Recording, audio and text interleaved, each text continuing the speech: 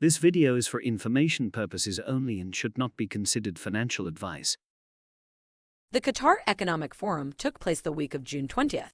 Business and government leaders convened to share their perspectives on the challenges and opportunities in the global economy moving forward.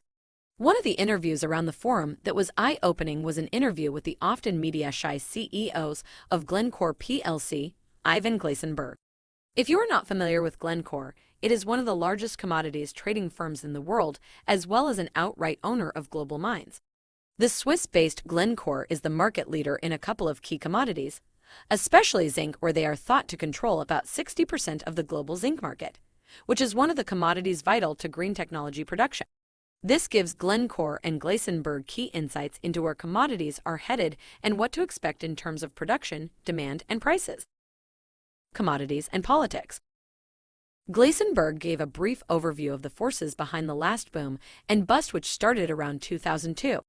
That commodity supercycle was all about China and the urbanization of rural people into Chinese cities for work.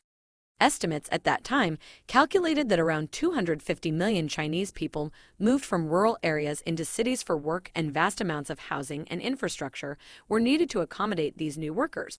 A broad basket of commodities crucial to construction, such as copper, saw their prices rise, and commodity-producing countries as well as mining companies saw their share prices boom. This demand kept up even through the financial crisis, when in 2009, China announced a new round of infrastructure spending, which pushed mining companies to take on even more projects. Eventually, this led to overproduction that saw commodity prices crash in 2015. Only now are we starting to see prices resurge. The price of copper illustrates these developments over the last 20 years clearly. The above is the reaction of copper to higher demand from China, yet we have a unique situation developing for commodities right now that could potentially create a long-term bull market for certain hard commodities, which Gleisenberg astutely pointed out. That is because infrastructure investment is getting priority in both the U.S. as well as China at the same time. The U.S. has underinvested in infrastructure for some time, and with the Senate bills being currently discussed by the Biden administration, it may finally get the boost it needs to update much of the aging infrastructure. Just like in the case of China, this will require vast amounts of commodities like copper and iron ore for steel. Tied in with just infrastructure is the pivot to green energy, and that is where things may get interesting. Green gold. Glencore has been positioning itself for what it sees as a pivot brought on by the Paris Climate Accords, as well as governments towards the use of less dirty fuels, such as oil, gas, and coal, and more towards green energy sources, such as solar and wind. Yet, there will still be a place for this dirty energy for some time to come. Thermal coal prices in Australia and South Africa are at all-time highs of $120 per ton, given the closure of coal mines and the restriction of supply. Yet 38% of all the electricity generated in the world is still done by burning coal. Emerging countries will likely be turning to this cheap source of electricity to power their growing economies as they expand. Despite ruling out coal, it will still have a place in the global economy for some time. Yet, putting the current demand for coal and other dirt fuels aside, the need to grow green sources of power over the next 30 years will need to expand by massive amounts. Gleisenberg pointed out that the world currently produces 3,000 gigawatts of renewable power that would need to increase to 26,500 gigawatts by 2050, or 8.8 times what is currently produced on a global scale.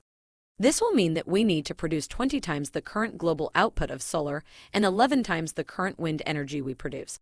Couple that with a goal to be producing 55 million electric vehicles by 2030 from the current 3 million being produced now, and you start to get a sense of the challenges the world will face trying to achieve these green goals.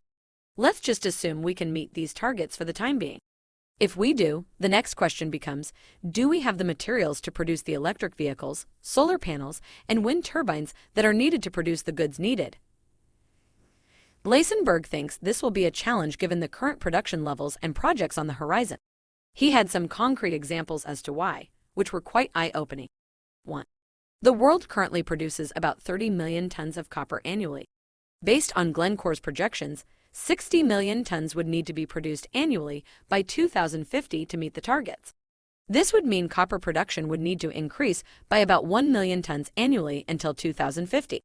The industry has only managed to achieve production increases of about 500,000 annually most recently, which won't be enough to meet that demand. 2. Nickel is another example. Globally, 2.5 million tons of it is produced currently, which would need to grow to 9.2 million tons annually under this scenario. This would mean that production would need to increase at about 250,000 tons annually to meet this need, and we are presently only adding about 100,000 tons annually to production. 3. The numbers were not given for cobalt, but Glasenberg says it's a similar story.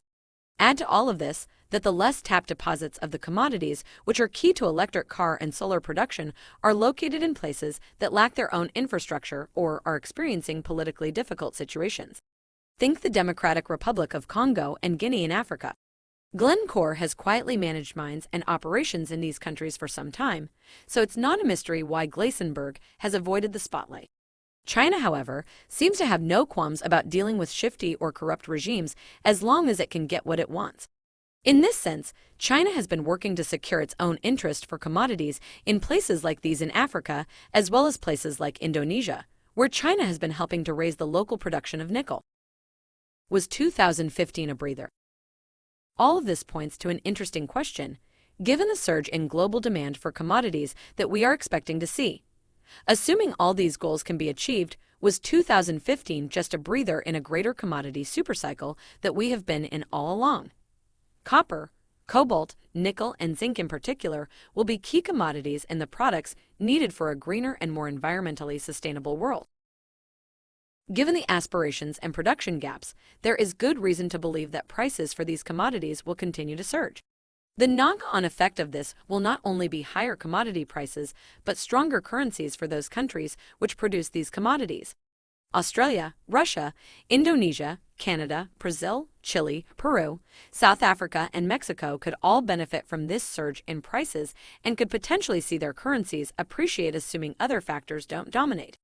As Glasenberg pointed out as well, even dirty commodities will continue to have a place out of sheer momentum and needs of people globally. 600 million people globally still don't have electricity, 2.6 billion people still don't have access to clean cooking. Coal and oil will still have a place just to sustain and accommodate people like this. It's hard to buy the argument that oil has peaked given the vast needs ahead of us. From an investing point of view, given the needs and the developments, there is a strong argument to have some mining and green tech in your portfolio. BHP, Freeport-McMoRan, Southern Copper, and FCX are strong commodity plays for copper, which is a vital resource across the board and doesn't look set to see demand fall off anytime soon. Vale and Rio Tinto mining companies are also on par, which can ride the wave of iron ore, as well as nickel price increases as infrastructure projects move into fruition. A key factor going forward, however, will be to see if governments remain committed and accountable to both their infrastructure and green goals. High prices of inputs may start to dissuade investment and provide fuel for excuses to abandon the targets. Yet the momentum towards green energy and more environmentally friendly policies seems to have continued and sustained momentum. In the meantime, the commodity wave may provide investors a way to profit as well as fund the greening global economy.